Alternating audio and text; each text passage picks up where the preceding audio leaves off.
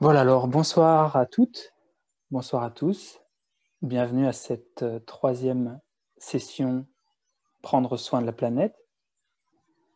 Voilà une session qui gagne en intensité, hein. Le thème de cette soirée, c'est interdépendance et non-violence. Trois sessions qui sont de manière incrémentielle plus dirigées vers l'action. La première, c'était la joie, l'importance de la joie. Quand on est pris par toutes ces nouvelles qui nous accablent parfois, on a l'impression soit qu'il n'y a rien à faire par rapport au climat, soit qu'on est pris de colère, d'aigreur, qui conduit à des actions soit inappropriées, soit injustifiées.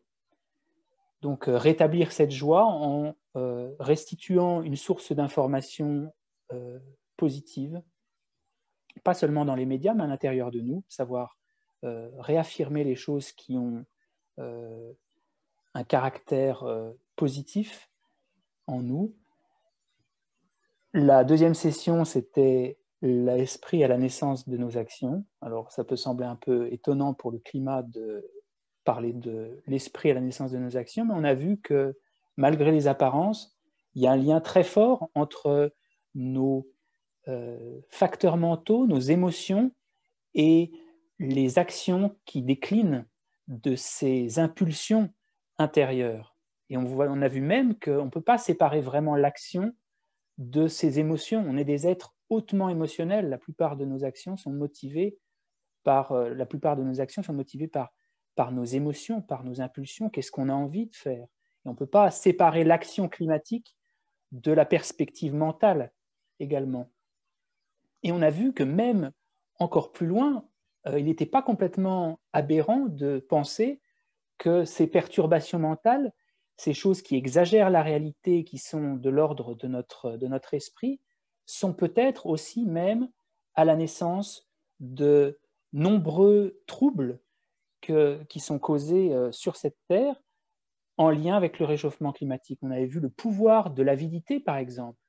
Je suis tombé sur ça parce que quelqu'un dans le groupe de discussion a partagé une vidéo sur Stéphane Boller, je crois, qui a écrit Le bug humain, et il expose le poids de l'industrie pornographique en ligne dans la bande passante Internet. Et la bande passante Internet correspond à peu près, où elle est en passe de le devenir, au trafic aérien. Et que la bande passante qui est réservée aux sites pornographiques, c'est 30% de tout l'Internet mondial, 30% est voué à la bande passante, à l'industrie pornographique. Donc on peut se demander ces pulsions d'attachement, d'avidité, qui nous poussent sans arrêt à vouloir plus, à consommer du sexe comme on consomme la nourriture ou du fast-food. Ces impulsions-là sont à la base d'actions qui elles-mêmes ont une résultante forte, importante sur le réchauffement climatique. On a vu qu'il y avait la colère, l'ignorance de l'importance des êtres sensibles et qu'une vache, au même titre qu'un chien, pleure sa progéniture quand elle en est séparée. Et donc tous ces moteurs mentaux, ces perturbations mentales, bien plus qu'être en ligne, en retrait des décisions qui poussent à consommer et à agir de manière néfaste sur la planète, étaient vraiment des leviers de premier ordre. Ça, c'était la session de la fois dernière. Cette session, aujourd'hui, elle va permettre de créer un cadre à l'action.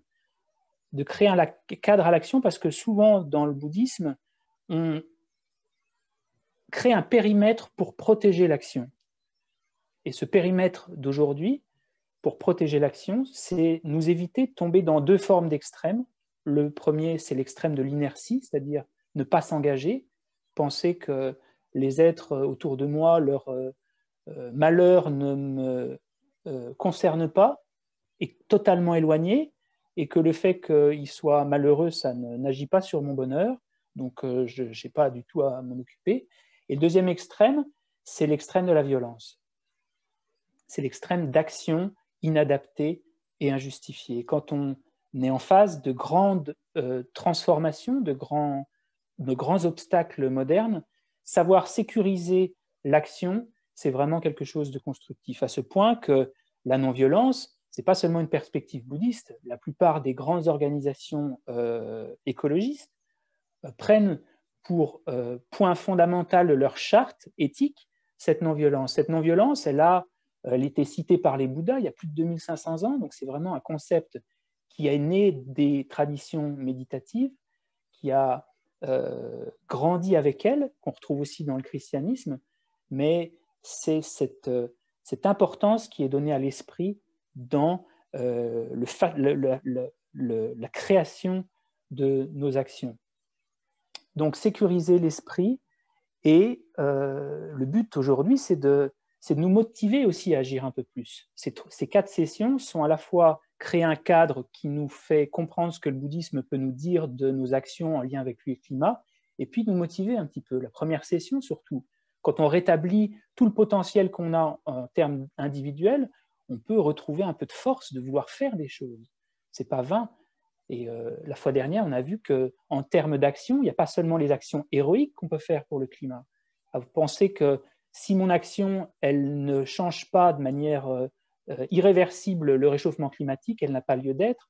Ça, c'est un extrême aussi. On peut voir qu'on peut agir en se réfrénant d'action, on peut agir en conseillant, en éduquant, en communiquant, en créant un environnement pour dégager plus de temps pour faire quelque chose aussi. Il y a diverses manières d'aider, d'agir pour le climat.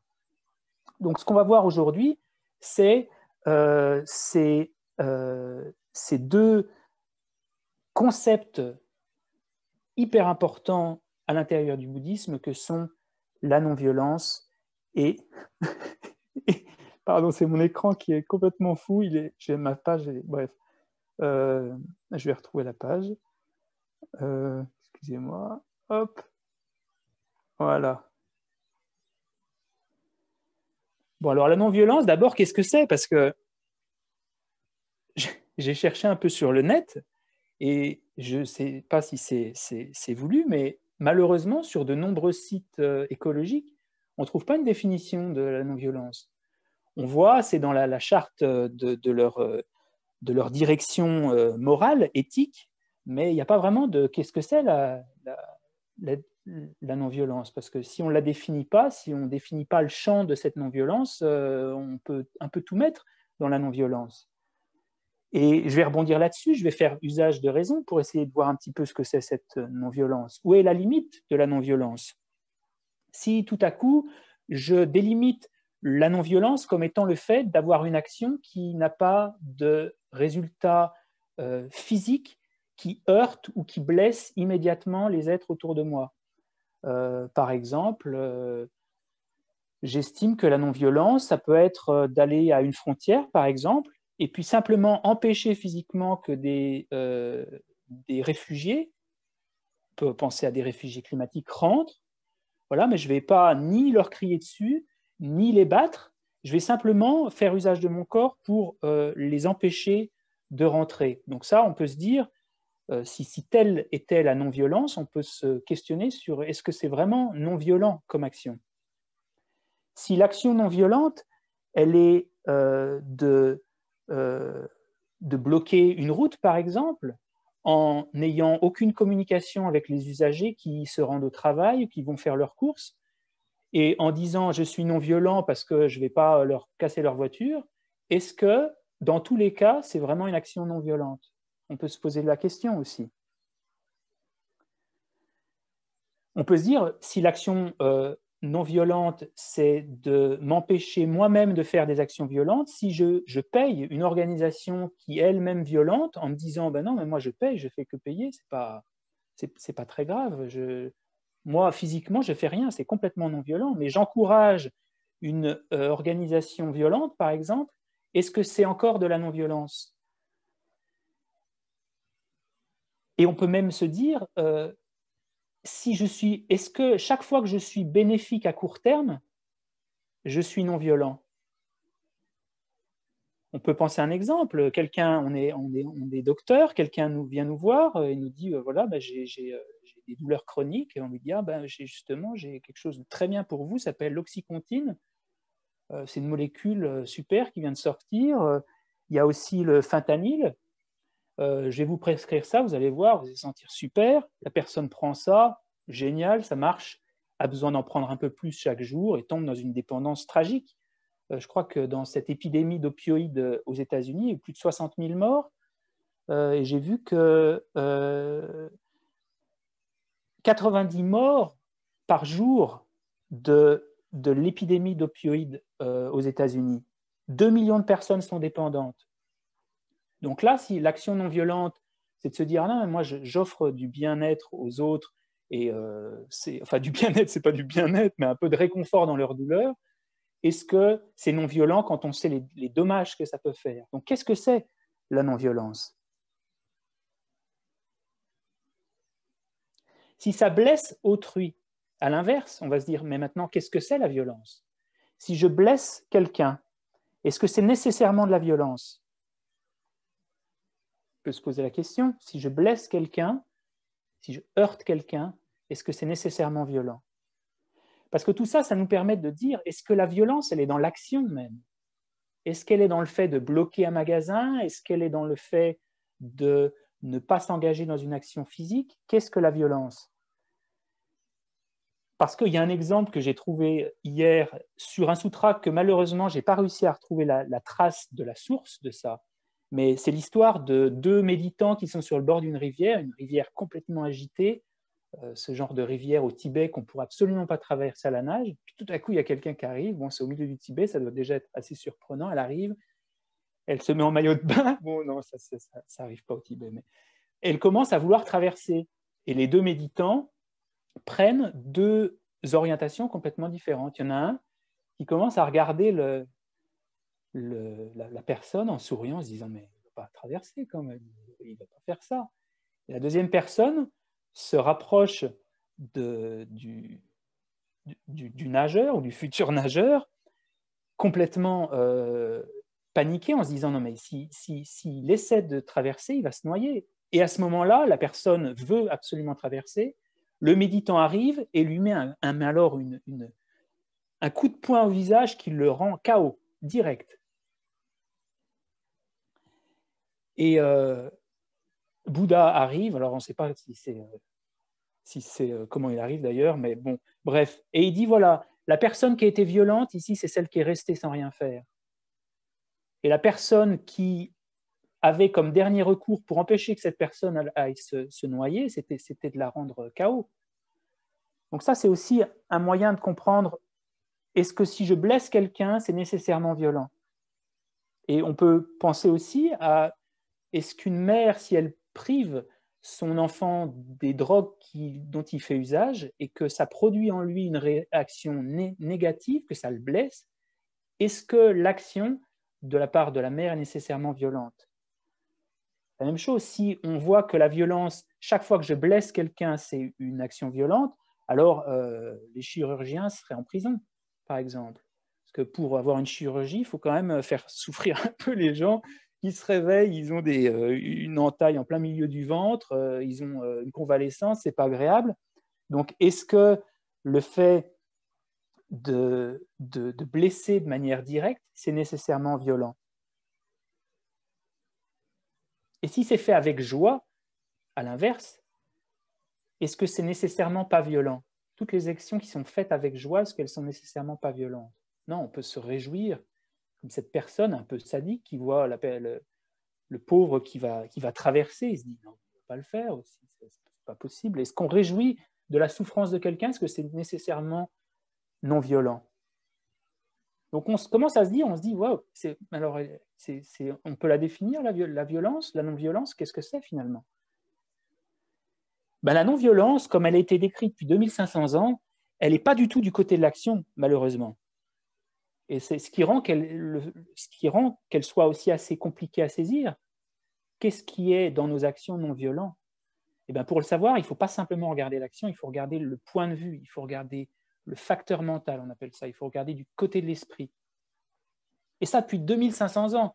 les théories qui ont conduit Gandhi dans ses actions non violentes sont inspirées de non pas les actions non violentes, mais vraiment au tréfonds la motivation, la forme d'esprit, l'émotion même qu'est la non-violence.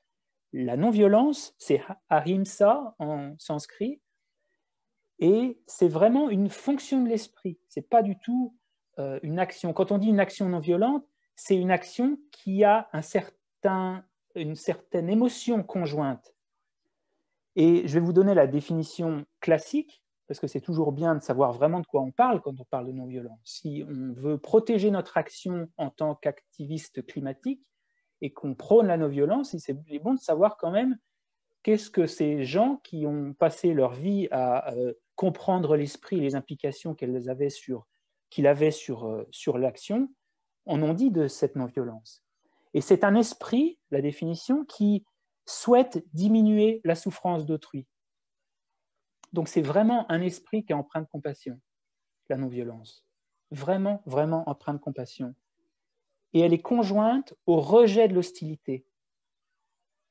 C'est-à-dire qu'elle est à la fois le souhait que la souffrance d'autrui diminue, mais avec une sincérité forte, et elle est conjointe au rejet de l'hostilité, c'est-à-dire au rejet de ce qu'on appelle la colère, mais je ne vais pas le citer comme ça, colère, parce que on pourrait se dire, oui, mais il y a des colères justes, des colères, des indignations justes. Non, on parle de l'hostilité qui est exactement l'inverse, qui est de souhaiter le mal de quelqu'un, de souhaiter qu'une personne souffre.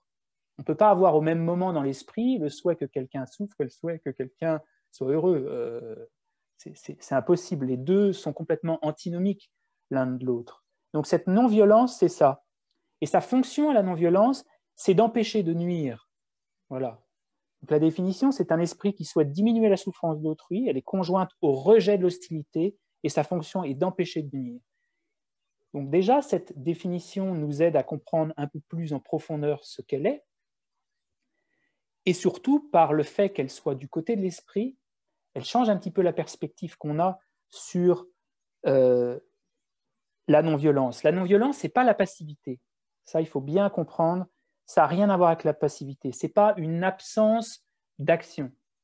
C'est une absence d'action qui est motivée par l'hostilité. C'est une absence d'action, c'est se retenir d'actions qui ont des conséquences néfastes pour les êtres autour de nous parce qu'elles ont été faites avec une motivation hostile, une motivation de faire souffrir. Donc, juste un petit détail, il y a une grande différence entre l'indignation et l'hostilité. L'indignation, c'est quelque chose qui peut être conjoint à la non-violence. On peut avoir cette volonté d'aider les êtres autour de nous et d'améliorer le sort de l'humanité, par exemple, ou des grandes problématiques modernes, en lien avec le climat, par exemple. On peut avoir cette motivation-là et une forme d'indignation. Mais on n'a pas besoin d'avoir une volonté de nuire, parce que la volonté de nuire, comme on va le voir dans la méditation tout à l'heure, d'ailleurs à ce titre, on va remplacer les groupes de discussion par une méditation plus longue, parce que je pense que c'est bien de garder ça aussi, faire un test, voir si ça fonctionne avec un peu plus de méditation. Donc, cette indignation, elle peut être conjointe à la non-violence. On peut avoir la volonté que les êtres soient libérés de leur souffrance, mais une indignation, c'est-à-dire une forme d'énergie forte qui nous conduit à l'action, qui nous indigne, qui nous fait agir avec force. Mais on n'a pas besoin d'avoir ce qu'on appelle la colère, ou plutôt ce qu'on appelle, nous, hostilité. On n'a pas besoin, pour agir, de vouloir nuire aux autres. On peut complètement avoir cette force immense de passer à l'action et en même temps la volonté d'aider. Pourquoi pas?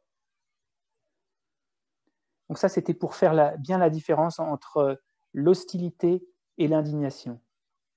La non-violence, c'est vraiment une absence d'hostilité. Et ce n'est pas une forme de passivité, encore une fois, la non-violence. Ce n'est pas une forme de passivité. Alors,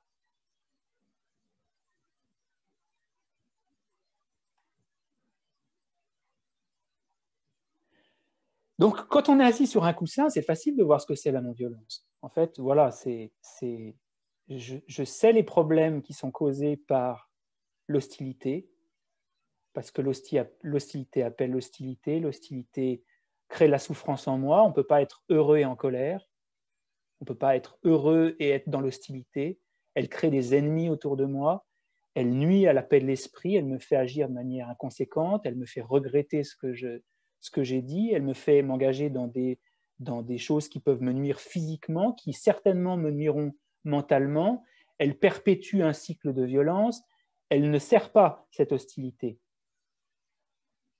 Donc on essaie, à travers la non-violence, de se retenir de ça et se dire, je peux agir sans cette violence-là. Et donc c'est assez facile sur le coussin de se dire ça. Mais c'est beaucoup plus difficile maintenant de passer à l'action motivé par cette non-violence. Pourquoi? Parce que si on a la volonté de ne pas blesser quelqu'un, d'agir et de ne pas blesser quelqu'un, comment on sait si on blesse quelqu'un ou pas? Comment connaître les variables? Comment savoir si la personne à qui on bloque la route, on ne va pas la blesser, on ne va pas nuire à son bien-être ou même son équilibre émotionnel, ou même est-ce que cette personne a besoin urgent d'aller travailler? Est-ce que si elle ne va pas au travail, elle va perdre son travail? Comment on peut vraiment savoir ce qui est bénéfique aux autres quand on passe à l'action motivée par la non-violence? Et c'est là que ça devient difficile. C'est que c'est très facile de dire la non-violence, c'est toutes les actions qui ne nuisent pas en termes de violence physique, parce que c'est beaucoup plus simple que de dire la non-violence, c'est dans l'esprit, parce qu'à chaque fois, il faut interroger son esprit, se dire non seulement est-ce que je veux du mal, mais en plus, est-ce que mon action, elle est bénéfique? Et pour ça, il faut connaître les variables, il faut connaître la personne que j'ai en face de moi, il faut rester en contact avec cette personne. Quand on bloque même un supermarché et qu'on refuse le contact avec les personnes qui rentrent, est-ce que ça, ce n'est pas une forme de non-violence? Parce que justement, on ne rentre pas en contact avec leur réalité, avec ce qu'elles sont.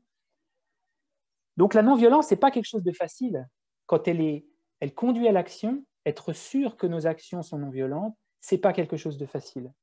Donc certainement que ce qu'on voit ce soir et la proposition qui a été faite par le bouddhisme, le jaïnisme, l'hindouisme depuis plus de 2500 ans, ce n'est pas une voie facile. Ce n'est pas une voie facile parce qu'elle nécessite de connaître les variables et de bien savoir analyser nos motivations. Comment on sait quand on est indigné ou qu'on a une forme d'hostilité, on veut faire du mal? Il faut déjà être à l'écoute de ses émotions, à l'écoute de soi-même, avoir déjà un petit peu observé son esprit. Et c'est pour ça que on commence souvent par nous-mêmes dans la transformation spirituelle, on commence par nous-mêmes parce qu'il est difficile de penser qu'on puisse commencer à vouloir agir pour les autres quand on est ignorant de nos propres motivations intérieures. Donc la non-violence, on pourrait dire, si moi je veux ne pas nuire, mais que je veux quand même m'engager dans l'action, il manque quelque chose à l'équation. Et cette équation, c'est la compréhension des variables. Et cette compréhension des variables, c'est aussi un antidote à la violence. Parce que quand on comprend les variables qui ont motivé une personne à agir, la violence n'a plus de lieu d'être. Et ça, c'est la deuxième partie. C'est ce qu'on va voir qui constitue la symbiose entre la non-violence et la compréhension de l'interdépendance.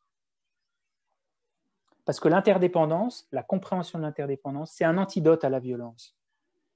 Et dans le bouddhisme tibétain, il y a deux grandes ailes, on pourrait dire. Comme un oiseau qui voudrait voler, il faudrait qu'il ait deux ailes, sinon il va faire comme une poule un peu.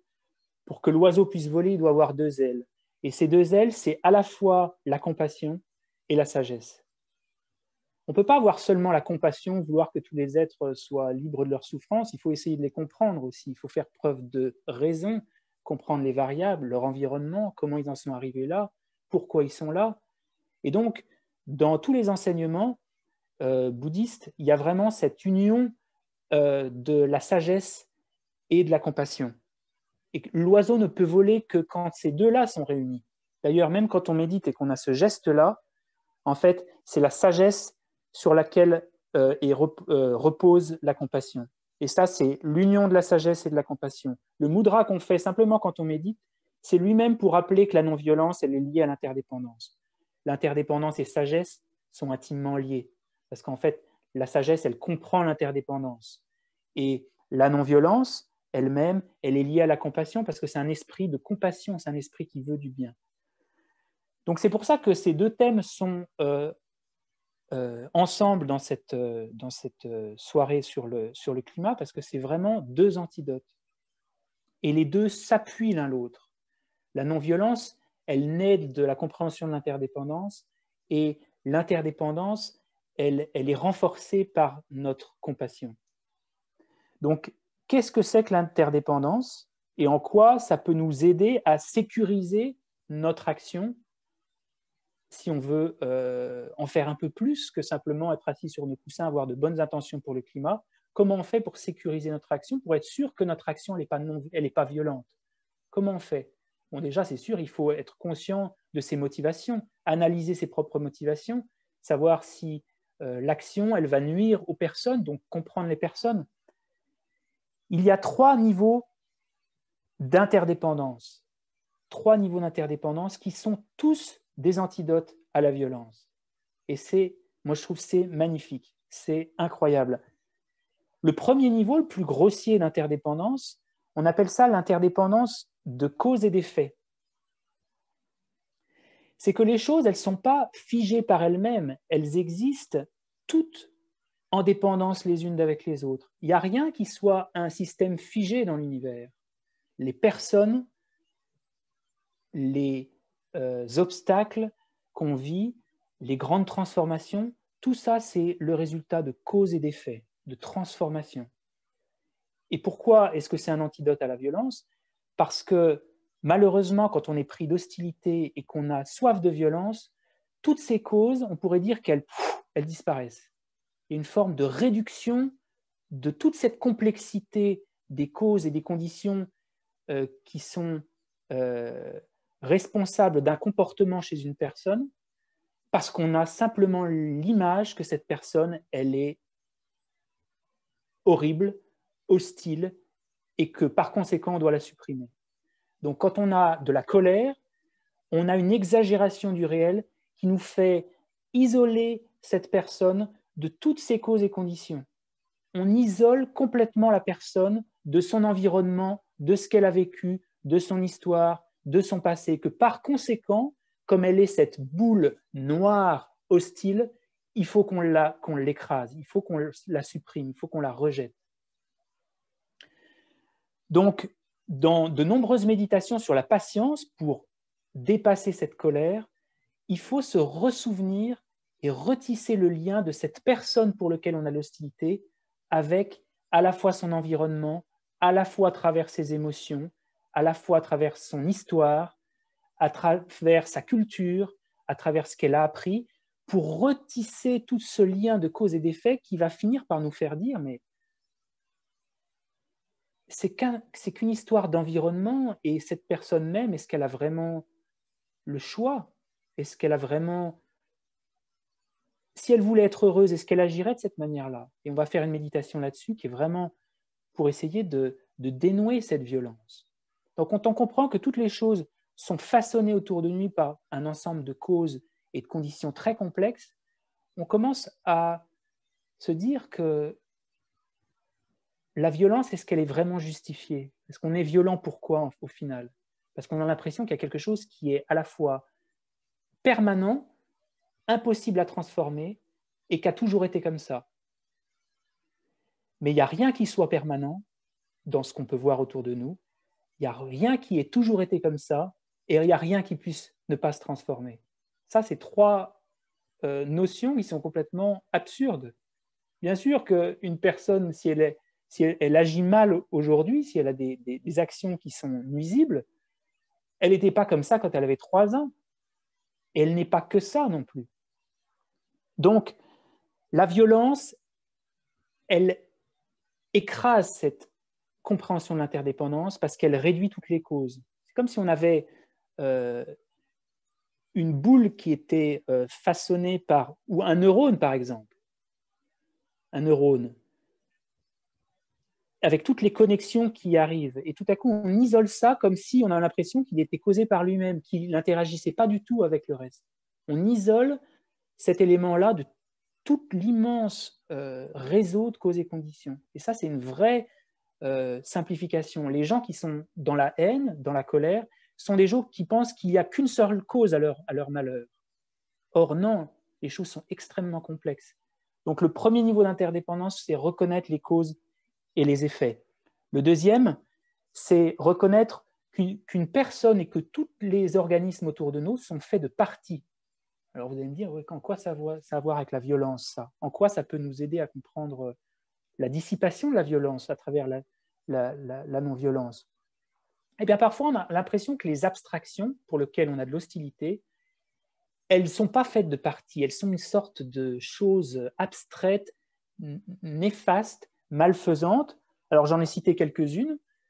On peut citer le marché, l'État, la société, les communistes, la Chine, le gouvernement chinois, par exemple, parce que ça, c'est souvent dans l'esprit des gens, on a l'impression que c'est une entité elle-même complètement verrouillée. On oublie que c'est fait de parties, on oublie que c'est fait de personnes, et que ces personnes sont faites d'émotions, et que ces personnes ont une histoire, et qu'on isole, on a une réification dans l'esprit. Réification, c'est-à-dire que d'un concept, on en fait une entité à part entière.